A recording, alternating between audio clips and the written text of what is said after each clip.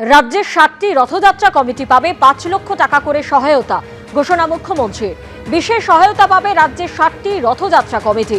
তাদের প্রত্যেককে 5 লক্ষ টাকা করে দেওয়া হবে। দশকের পর দশক উৎসব হয় এমন 7টি কমিটিকে টাকা দেওয়া হবে। আগামী দিনে ত্রুটিহীন তালিকা তৈরি করব। সরকারি সহায়তায় যেন পুরনো রথের সংস্কার করা হয়, বিশেষত যেগুলি কাঠের তৈরি, বললেন মুখ্যমন্ত্রী শুভেন্দু অধিকারী। আমরা সেবা কেন্দ্র স্থাপন করার সিদ্ধান্ত নিয়েছি। তথ্য সংস্কৃতি দপ্তরের পরিচালনায় এই সেবা কেন্দ্রগুলিতে পুণ্যার্থী এবং যে সমস্ত দর্শকরা আসবেন ভক্তমণ্ডলীকে ন্যূনতম পরিষেবা প্রদান করা হবে রাজ্যের 75টি জায়গায়। এতে পুরসভা, জেলা প্রশাসন, জেলা পুলিশ এবং সংশ্লিষ্ট রথযাত্রা কমিটিকে যুক্ত করে আমরা করছি।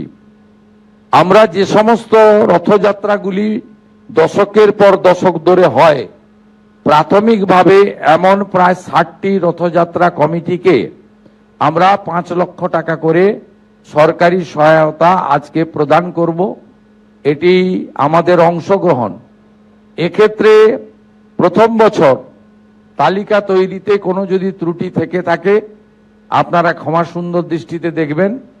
আগামী দিনে আপনারা যদি তথ্য সংস্কৃতি দপ্তরের আধিকারিক তথা জেলা শাসকদেরকে জানান, আগামী দিনে আমরা ত্রুটিপূর্ণ তালিকা তৈরি করার চেষ্টা করব। শুরুচিতে বিশ্বাসভঙ্গ, পুজো কমিটি থেকেই বাদ অরূপ বিশ্বাস, স্বরূপ বিশ্বাস। ক্লাবের প্রধান উপদেষ্টার পদ থেকে সরানো হলো অরূপ বিশ্বাসকে।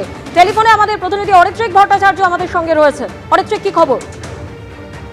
দেখুন, গত কয়েকদিন ধরেই সুরুচি সংঘ নিয়ে জল্পনা চলছিল, কারণ সুরুচি সংঘ আমরা জানি যে একটি কমিটি ছিলই প্রত্যেকটি ক্লাবের মধ্যে, কিন্তু এই পুরো কমিটিকে নিয়ন্ত্রণ করতেন বিশ্বাস ব্রাদার্স, অরূপ বিশ্বাস এবং স্বরূপ বিশ্বাস। সুরুচির প্রধান উপদেষ্টা ছিলেন অরূপ বিশ্বাস এবং সম্পাদক ছিলেন স্বরূপ বিশ্বাস।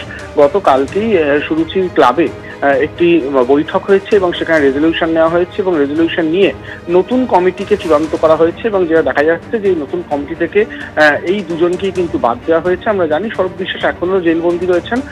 অরূপ বিশ্বাসের নামেও বেশ কিছু মামলার চৌঠা মেয়ের পরেই কিন্তু আমরা দেখেছি হতে, এবং পরিস্থিতি এমন দিকে গড়ায় যে সুরুচিতে কিন্তু স্থানীয় মানুষ যারা রয়েছেন তারা একদিন ঢুকে পড়েন, সেখানকার ক্লাবের ভেতরে ইনফ্রাস্ট্রাকচার সবকিছু নিয়ে প্রশ্ন ওঠে। সার্বিকভাবে যেটা দেখা যাচ্ছে, নতুন কমিটি তৈরি হয়েছেন সৌরভ শিকদার, যিনি উত্তর দমদমের বিধায়ক, যদিও নিউ আলিপুরের স্থানীয় বাসিন্দা এই মুহূর্তে, গত 10 বছর ধরে রয়েছেন। তিনি এই কমিটিতে রয়েছেন এখন সম্পাদক হিসেবে।